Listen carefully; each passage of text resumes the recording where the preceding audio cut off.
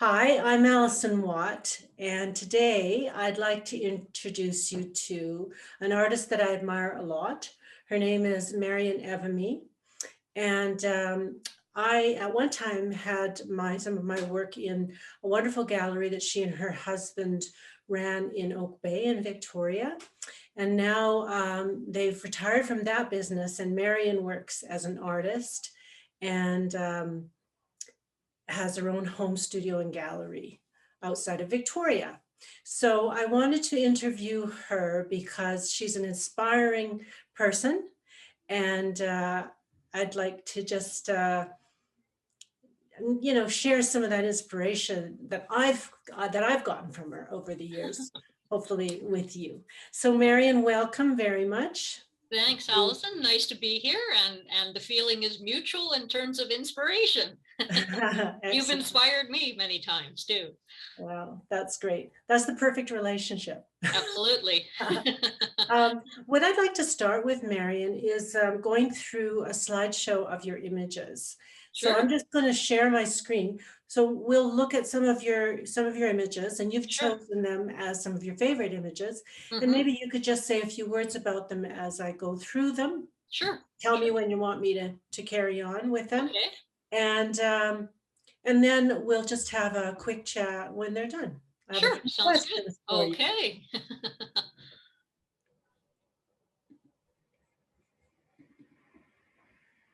Okay, so here's the first image. Great. Okay. You might have to remind me of the title. I know I sent you the titles, but I can't remember. I remember the images. I can't remember the titles, Mary. That's okay. That's okay. I'm sure they'll speak for themselves. Yeah. Well, let's hope so. Anyway, I chose most of these images that I sent to you as my favorites, and probably one of the biggest reasons I chose them as favorites were that they were oftentimes an experiment that went really well, or they were the first or second time I'd tried a new sort of approach or style towards a painting, and I really liked what the result was. So this painting actually probably is about 8 or 9 years old, but I've always loved it. This is when I started to really bring grays into my work. I had been very much just a sort of straight out of the tube colors painter prior to this, and I sort of discovered how much richer using grays could be, and how they affected the surrounding primary and secondary colors when you used grays. And I still love mixing grays because you can get so many beautiful shades. So this was also inspired by an artist's work who I'd seen down in Seattle, and of course I can't think of her name right now, but I really loved the simplicity of her work and the use of color blocks. And color block painting has been with me for a long time now, so this was just a new take on that. But I was really pleased with how this study in grays and pairing it with pure colors worked. Yeah, it's a great example of how a neutral isn't a neutral, that the color that the neutral carries interacts with the colors that it comes up against. Just beautiful. Yeah. So that's why this one's one of my favorites. So give me another one. Let me see. Okay. There we go. Okay, this one was titled The Queen of Vegas. And I did this one, I'm going to say about 7 years ago, in a workshop I took with an instructor called Jean Bissett. And I was starting to use a little bit more of a mixed media approach to my painting at this point. And I felt that the things that I used really came together well. I was happy with the composition. I really liked the use of the lines to describe the woman's hair, the use of some stencils and sort of klimt-like shapes and colors in her gown, and then using sort of offsetting that with some strong graphic shapes, the circle, sort of her halo, and the the diamonds in the background. And I also was really going for that sort of jewel tone, very Vegas, strong color, rah kind of effect. So this is why this is another one of my favorites, and I just sort of loved the haughty attitude that came off with her look. Yeah, that's really wonderful. Yeah. This one was another example of me going into a different mode and trying a different way of doing a painting. I did a series of cowboys for a show that I did for the Calgary Stampede in 2018. And what I did was I used modeling paste or molding paste. It goes by both things. So I built up the background, and then I had previously sketched the image of the figure on the, I used birch panels. So while the molding paste was still wet, I carved in the shape. So I carved literally the outline of the cowboy in the chair here. Then once the molding paste had dried, I wiped the entire canvas with black gesso and then wiped it off so that the lines that I had carved into the molding paste picked up the dark paint and left me with nice outlines, and also provided a really nice under coat to provide a little bit of sense of mystery and an older feel, a sort of distressed feel, tough feel to the canvases, to sort of make them seem like this was the old West. And it was really neat to bring some texture in. I was really pleased with how that worked out. And just the attitude. I like quirky people. So you can see the guy behind me. So that's this is just one of my favorites for those reasons as well. So you put your line drawing on, and then the molding paste over top. So before the molding paste went dry, you could see drawing through it. Oh, that's neat. Yeah. So it is a bit of a test to because the molding paste is still quite opaque, right, when it's wet, but you have to get that outline carved in before it dries, and as it dries it gets more clear. So yeah, it's a bit of a trick to get it done, but it's a fun way to work, and I've done several series since in that style. Yeah, I used to work with molding paste a lot, actually. And then I kind of, moved on, but this has reminded me how much fun it is. Yeah. I love the texture that it provides. It's just another detail to the painting. This is one of my favorites. I, again, was sort of experimenting with using a number of different media here. So I used graphite to sort of do the initial sketch. The initial sketch was done on birch panel, just so I hadn't primed it or anything. It was just straight on the birch panel, so that the sort of natural coloring that you see there is the birch panel coming through. And then obviously a very limited color palette, charcoal, white gesso probably, and some collage papers, which is where you see the patterned hair and the shadows and her sort of floral gown there. I wanted it to be quite dramatic, so I went for the dark background. And yeah, so again, every once in a while I like to work monochromatically, just as a relief almost, because I work with so much color normally, but I really felt that this one had good impact because of that monochrome and the interest that the various media provided in this portrait. It's obviously semi-realistic, but the collage and different treatment gives it a different feel than sort of a write out. It's really arresting. It could almost be a self-portrait, isn't it? Oh, well, people ask that. It isn't. It is from a photograph of a.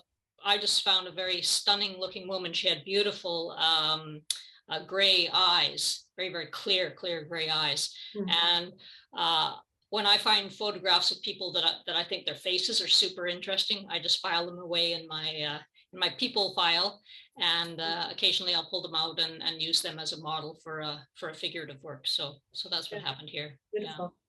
Yeah. Where are we now? Oh, there's another one before this. Let me see. That's okay. That's okay. This one's called U-Turn, and it's a fairly large diptych. Each panel was 40 inches by 30 inches. And again, this was kind of a new approach for me, a new way of working. And again, an experiment that I just found worked really well. I also tried a different color palette to what I normally use, which was also sort of a challenge, but a good challenge. It gave me a real brain teaser to work with. I really like mid-century modern style, so I've always been attracted to the shapes from that time period, and so I tried to go a little bit more with that color palette that was also popular in the 60s and 70s. And I really just sort of had a really fun time playing with this, making up shapes, intersecting the larger shapes to make smaller shapes.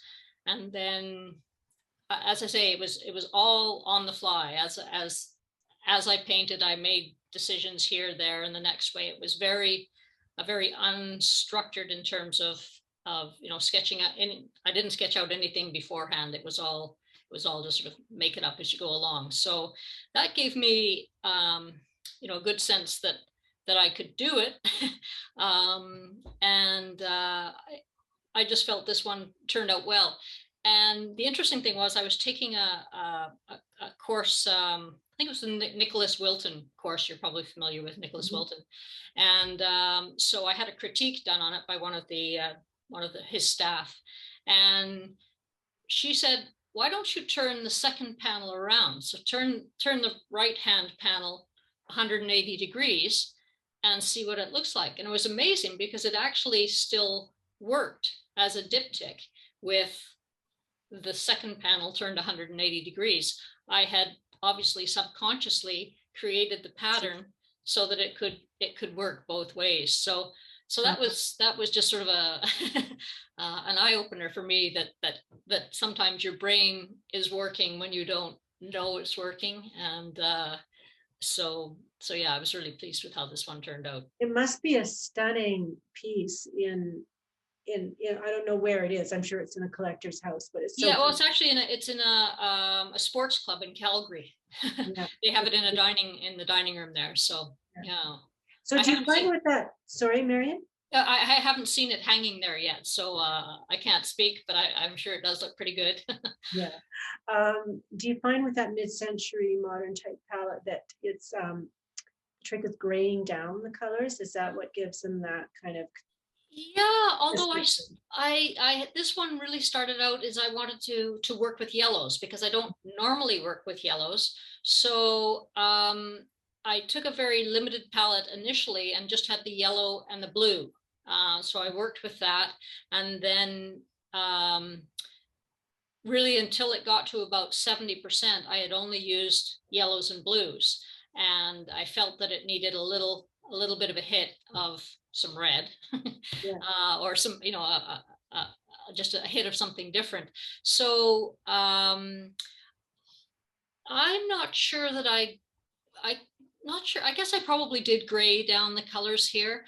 Now that I look at it, I've been doing that for quite a number of years. I think that, again, that was another technique or trick that I learned from Nicholas Wilton, to sort of make up a batch of gray, and then add that to a little bit of that to every color that you're using in your palette. And it just, makes your colors, believe it or not, makes your colors richer, more subtle, but richer. So yes, I would have done this on this one. So you made your gray of all the colors in the painting that you correct. Yes. Yeah. Yes, correct. Yeah. Great, because it creates great harmony. It's beautiful. Yeah. All right, let's carry on. I wanted to get the one back in here. Oh, the bear. Yeah. There we are. Yeah. This one's called Beyond Compare. And this was a really fun one to do. This is a method that I work this is a method I work with most of the time, and that is to essentially make a mess on the canvas to begin with. So literally just laying down some paint and scribbling and whatever, just getting the canvas marked up. And then I decided that sort of in there, I envisioned this bear. And so it was a matter of building up layers so that some of the translucent and initial underpainting, the mess came through as I built up layers. So the body has sort of more opaque paints on it, whereas the two arms remain more, have more of the translucent colors in them, or I went over with glazes rather than opaque paint. I also picked up, there's an artist whose work I love. Her name's Rebecca Haynes, and she does beautiful, beautiful. You would love her work. I'd appreciate her work. Beautiful wildlife. I call them studies because they're not full portraits, but she's very much about showing her process and giving you an idea of how she's put it together. So I brought in some pencil or some pastel oil stick work in terms of leaving some outlines around the bear's ear and shoulder and that kind of thing. Not nearly as brave as Rebecca is with that, but I really like that effect. So I was pleased with how this guy came together overall with a number of different approaches to create him. I felt he was pretty interesting painting overall, even though it's just a simple single figure. There's still a lot of interest within the body of the bear. Yeah, lots of surface interest. Yes. And I love the way that you push the opaques up against the translucents. Yeah. You get this combination of quiet and active surfaces. Exactly. Is it almost life size? It is a big painting. It's 4 feet by 2 feet. Yeah. So almost life size. Okay. This one is called In the Sunroom. And this, again, was another experimental piece. I had taken it had an underpainting to it, which I believe had some collage material on it. I took it to a workshop that I was doing in order to do a demo to sort of show that having a painting that you're not that happy with, but having it as the basis of a new painting is you often end up getting really, really good paintings out of it. So it was a canvas that had a painting on it that I was sort of so about. And there was this great big, I think you call these philodendrons with these big, huge kind of finger leaves. Yeah.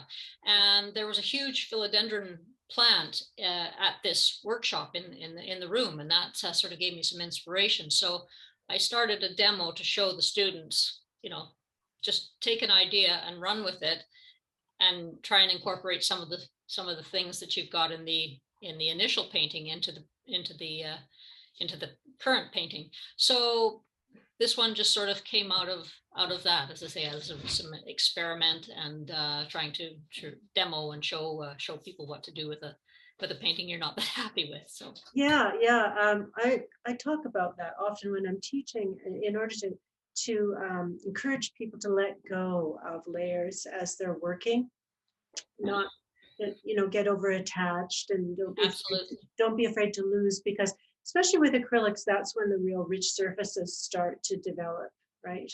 Exactly. Sometimes I call it creative destruction. Yes, that's an excellent term for it. And you gotta continue to play. It's always about playing, exactly, and not being afraid to go over and try something new. So exactly. Hear that, everybody? Everybody hear that? play. So this one was actually one that I did as a commission. I was commissioned to do this really unusual shaped painting, 88 inches long by 22 inches high. It was for a specific space in their house. And the husband thought he wanted one particular style, and the wife thought she wanted another style. So we had an idea of the palette that they wanted me to use.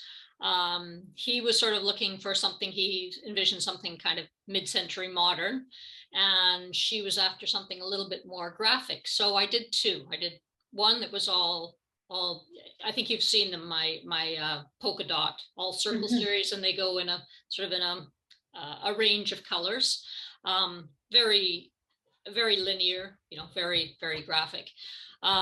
So I did that, and then I did the second one, and we know who won. The wife won. She got the graphic one. But this one I really had fun with, because what I did was I thought, how am I going to do this, work with this really unusual shaped canvas, and you know, unusual sized canvas. And so I decided I was essentially going to make 4 different square paintings and combine them on this one long canvas. So treat it like, what do you call a 4-panel? It's not a triptych, it's a quadriptych. That sounds about right. Yeah. So without the spaces in between. So I thought, okay, what I need to do is create 4 different square paintings to fill up this canvas. What were the dimensions? 20, so it's 22 high and 88 inches long. Right. So yeah, so it was equal for, you know, you could do, I guess they were 22-inch squares basically. How's that for math? So I worked on that basis, and then I wanted to soften it a little bit, because they weren't really coming together totally cohesively. So I decided to bring in sort of a very mild white wash over sections of the painting to bring it together. So you'll see sort of some moving left to right here, a white stripe coming through, and then a sort of a whitish oval shape, and then another white stripe, and then a wider white stripe, to sort of make sure that your eye ran across the canvas and read the painting sort of as a, you know, as a single sequence of shapes.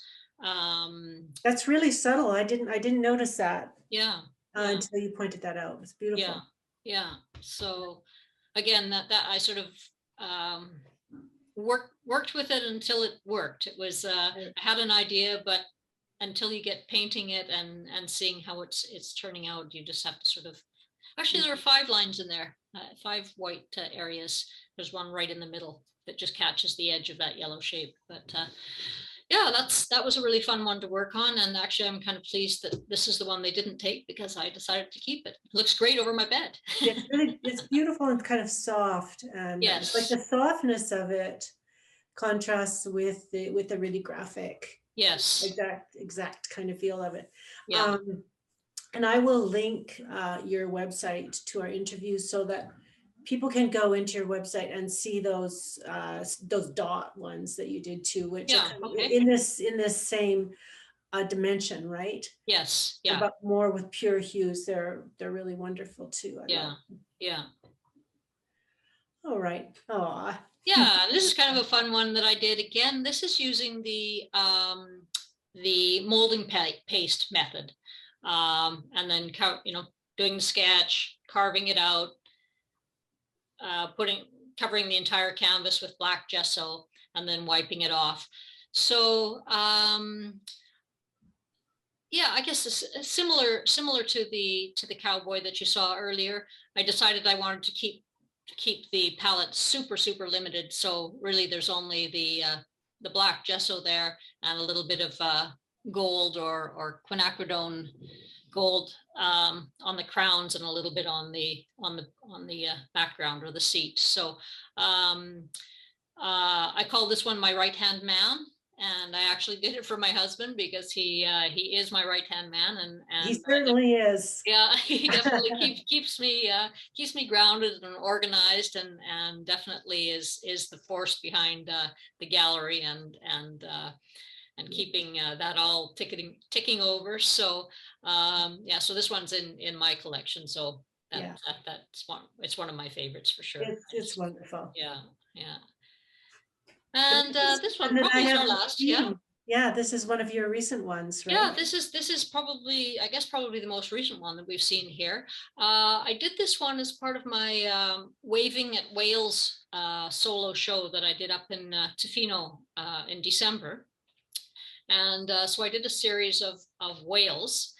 And I had recently discovered the work of an artist, an Alberta artist called Elaine Spafford. And she is a really works in a very interesting manner with a lot of geometric shapes and mixed media.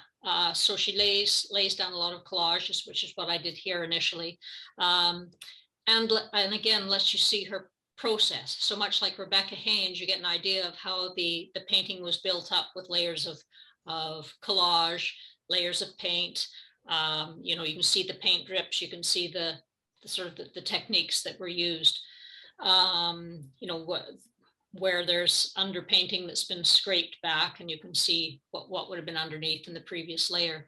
So that's sort of the approach that I wanted to use with some of these paintings that were in the show, was to sort of incorporate the whale shape, but build in some geometric interest in terms of breaking up the shape into smaller shapes and more graphic shapes, and allowing the process to still be visible as part of it. Mm-hmm. And then using my signature hot color palette up against some grayed down other colors. And are there collage elements in there too? Yes, there are. So you would see the things that are really in the pink, upper pink area. You can see quite a bit of, you can see quite a bit of collage in there when you get up close to see it. Obviously, when you see this painting from a distance, you don't see it, but when you get up close, it's really more evident. Towards the tail of the whale, you can see the curly cues sort of in there up here. That's some collage paper peeking through up near the front of the whale. Right. These little leaf shapes, that's some collage peeking through. So yeah, it's and of course then you've got some interesting texture in there as well from the use of the collage. And it's quite a big painting, right? It's a 24 by 36, so it's a medium-sized painting. Yeah. Right. I like to work big, so I call that a medium size. But yeah, it's definitely got some impact at that size for sure. Wonderful, Marion. Yeah. Just great. So I'm going to stop the share now. We'll just have a chat. Sure. Because I have a few questions for you. Yes. Yeah. Yeah, it was fantastic to see your work and to hear you talk about it, because we haven't really had that much chance to talk about your work. No. So yeah, that's great. Thank you. Okay, so I know that this is a really short question for probably a really long answer. What was your path to becoming an artist? Oh man, it depends where you start on that path, but I think there were certainly a couple of turning points. My dad was an architect, so when I was young, he always encouraged creativity. We took ceramics classes together, that kind of thing. So I did grow up in a design-oriented household. However, I wasn't ever encouraged to be an artist, because that, sort of wasn't going to pay the bills. It wasn't, they sort of got that parental talk. So I didn't actually pursue my love of artwork until really the last 20 years or so. I had probably one of the most pivotal things that happened and got me started on the path of finding that art and creating art was actually a business and a lifestyle. I discovered on a trip down to Arizona, the work of Ron Burns, and he does these wonderful multicolored dog portraits. So I was inspired. I went home, I painted my dogs. Some friends saw that, wanted her dogs painted, and it just snowballed. And it snowballed to a degree that after I'd been doing that for maybe 3 or 4 years, I decided I could quit my day job and really pursue things as an artist. I was lucky to discover a really great instructor along the way, named Robert Burridge, early in my career, and he really pumped me up and got me excited about painting and using color, because I've always been a colorist. And I think I've just been lucky along the way to meet some other wonderful artists and have some great instructors, and just discovered that my passion can support me, and hey, how lucky will you be to do that? So yeah, but I know you've worked hard too, and you're a good business person too, and so is Bob. Well, so yeah, and too, right? yes, yeah, and that's definitely part of it, and you have to attend to that as big. There's more of that than there is of painting, but it is you do need to treat it as a business if it is going to be that. Yeah, if you want to make a living at Yeah, it. Yeah. yeah. Was there a person or an event that kind of changed your pathway? You've talked already about a couple of instructors that you had. Those two things probably were some of the things. I have to say that most recently,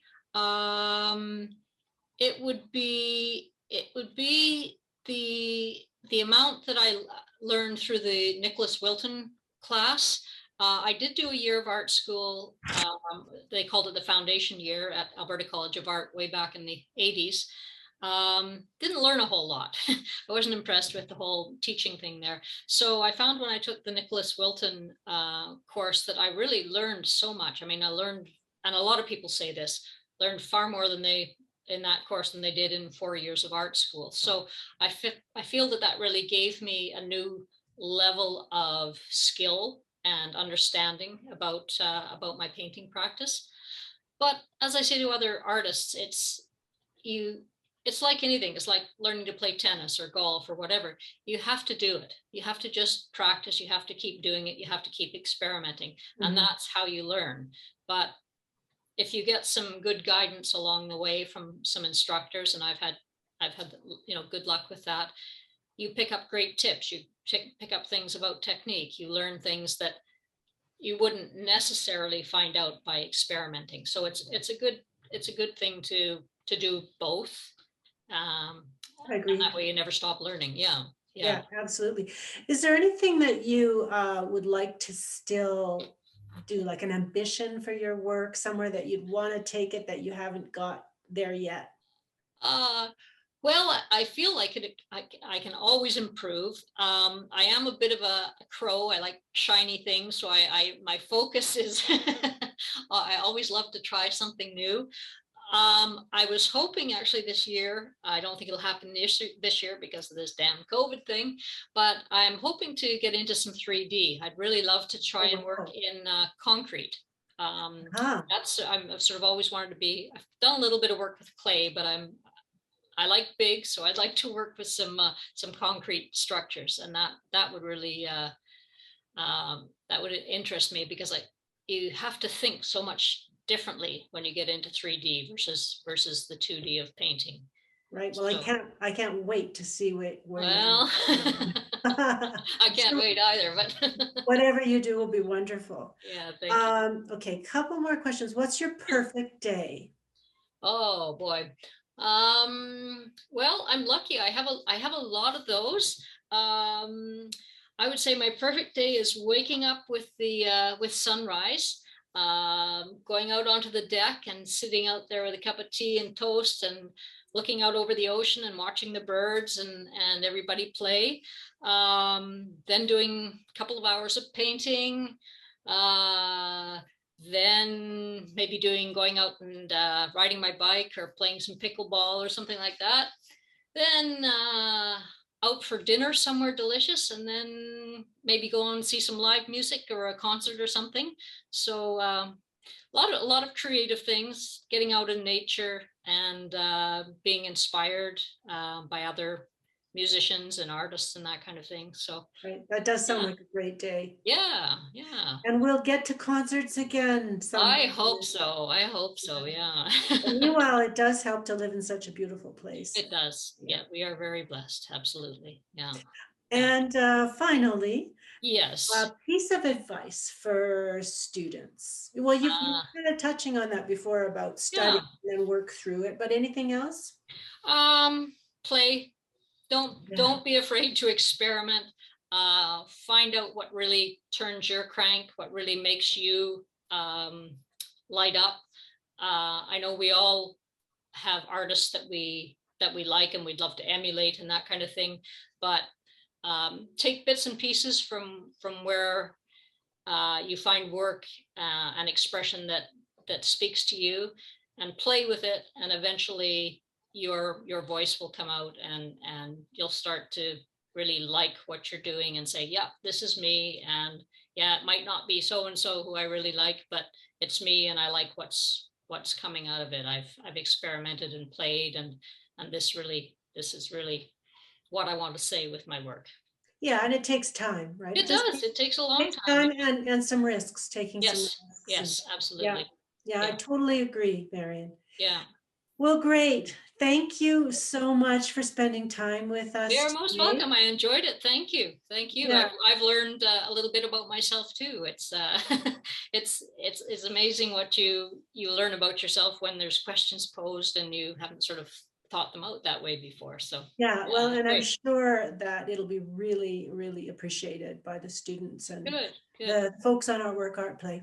Yeah, well, I love tuning into Artwork Art Play and seeing what you're teaching, because you're a great teacher, and there's always something for all of us to learn there. So Thanks, Marion. I'm glad. Okay, Okay, we'll talk thanks, soon. Elton. Okay, bye now. Bye-bye. Bye.